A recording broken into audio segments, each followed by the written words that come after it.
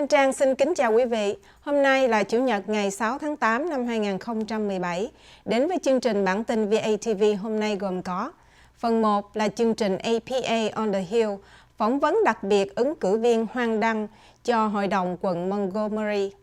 Trong phần 2, Thanh Trang kính mời quý vị theo dõi phỏng vấn đặc biệt, tìm hiểu về We Care Health Service, công ty cung cấp dịch vụ cho trẻ em khuyết tật, không tự lo cho mình. Để mở đầu cho chương trình, Thanh Trang kính mời quý vị theo dõi chương trình APA on the Hill. Phần 2 của buổi phỏng vấn đặc biệt ứng cử viên Hoan Đặng cho Hội đồng Quận Montgomery do Nguyễn Quốc Hùng thực hiện.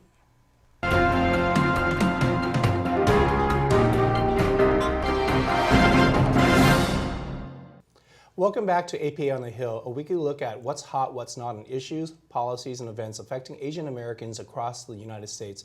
I'm Hùng Nguyễn. This week I've had the honor of speaking to Hoan Đặng, who is ứng cử viên in Vietnamese, or a candidate for Montgomery County Council. The election is in 2018, and thus far we've been talking to Hoan. And Anh Hoan is originally from Vietnam, and he's lived in Montgomery County for the last 30, 40 years since he's been here. And now he's running for county council. We're going to talk to him about several issues. He's mentioned immigration, and we've talked about diversity in Montgomery County. But I also know that he has some other hot issues. So let's jump into it. We were last talking about what makes you a candidate, because there's going to be 4 open seats. Sure. And what are some of the issues? What is your platform? Why should people vote for you? Sure. Well, some of the hot issues that I think we should address, and these are long-standing issues actually in Montgomery County. One of them is school overcrowding. The second is traffic congestion. Okay. I'm sure everybody in the whole region experiences that. And of course, the third is a lack of affordable housing for for our residents who are at the lower income level. So, first of all, So really quickly, what is considered lower income in Montgomery County? Lower income in Montgomery County really is what's called those who are 50% below the median income level. And in Montgomery County, median income is $98,000. So we're talking about those who are about below the who makes $49,000 and below. There's a lack of affordable housing for that segment. All right. So I wanted to stop there because I know you're running for office right now. Everybody hates politicians, basically. Let's be upfront.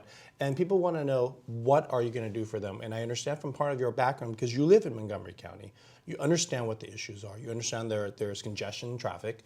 I don't know if your district's going to represent, well, you're going to be at large, so you obviously represent the 270 corridor. That's right. So, and school is important because education, and as an immigrant, it's one way to move up. So what are some of the concrete things that you're thinking about that would either alleviate traffic? Are you going to build more roads, build more schools, build more housing? What are some of the things that you're going to do? Sure. And I mentioned those 3 issues. They're all interrelated. Mm-hmm. The first thing we have to do is reduce school overcrowding because, a lot of the schools now, a lot of our students are being taught in portable classrooms. And those are kind of like the trailer classrooms. So we need to invest in those schools to expand them so that our students will have adequate learning environment. The second is, of course, I mentioned, is traffic congestion. Now, that's a long-standing problem, but basically we need to improve the transportation infrastructure. And that involves many different strategies. We need to take a holistic approach. Not just adding more roads, but also improving the public transit infrastructure.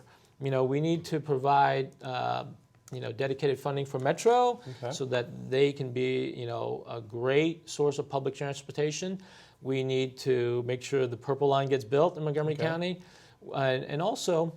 But let me stop you. Some of these things that you're talking about is going to be outside your decision-making process. So like transportation, Metro. If you're going to do it in Montgomery County, that means you have to deal with people outside of your district. So it's not like you're even going to work with just your fellow council members. You're going to have to work with Fairfax County, D.C.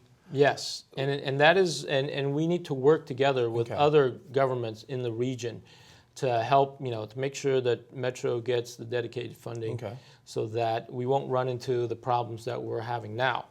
But the county government does fund part of Metro, Okay. because part of Metro does go into Montgomery County, particularly the east side of the Red Line. Okay.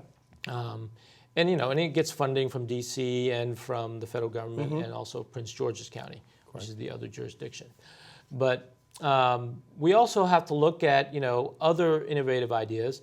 We need to try to convince more companies to allow their workers to telecommute or telework or work from home, right? Because that if we can get ask each company to allow 20% of their workforce to work from home 1 day a week, that would go a long way in terms of taking cars off the road. That makes sense. Okay. Yep. And we have to think, again, holistically. There's just not any one thing that will solve the problem, but we have to tackle it from lots of different angles and come up with new ideas. Okay. And the third issue I talked about is lack of affordable housing. Okay.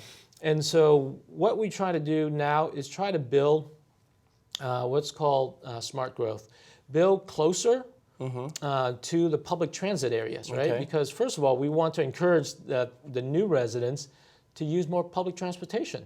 It's hard to encourage them to use public transportation if you're going to build way out in the suburb, right? Because then they're going to still have to drive far to get to these public transit areas. And of course, one of the things Montgomery County has pioneered in is the use of MPDUs, which is moderately priced development units, which is when a developer builds a new development, they have to set aside a percentage.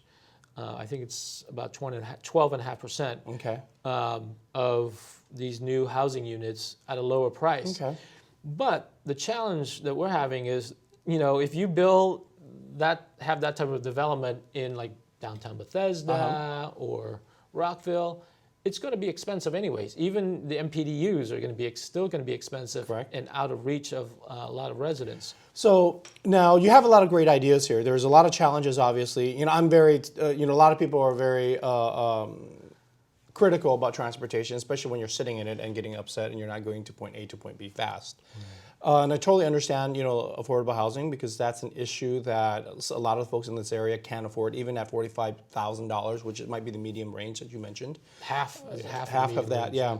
And so there are challenges here. So if people want to know more about you and your policy issues, how can they find out more about you? Is there a website? Yes. My website is votedang.com. So that's VOTE, vote. Okay, vote. And my last name, Dang, DANG.com. Okay. And so go to votedang.com to find more out about you. And if people like you, can they either volunteer? We're not endorsing you or anything here, but if they like you, can they support you with volunteering, cash?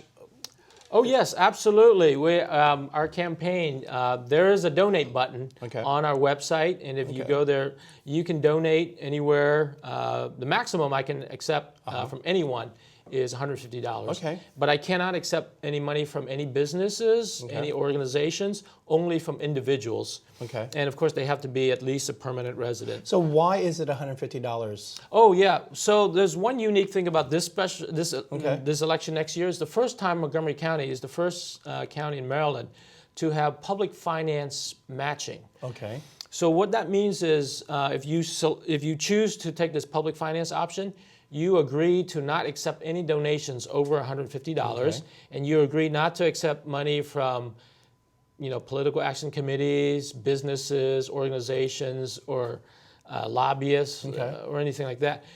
Only from the residents, which should be, the people that you answer to. Okay. So almost basically, they want this is a grassroots campaign, so to speak. Exactly. This is a very grassroots campaign.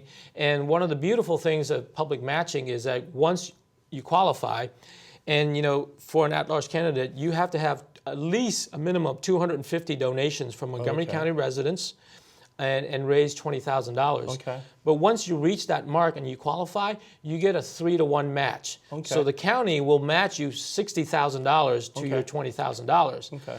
And residents can donate as little as $5. That will help me a long ways, because that $5, will turn into a $15 to $20 match. But it will also get me closer to qualifying for that big $60,000 pot. Well, thank you.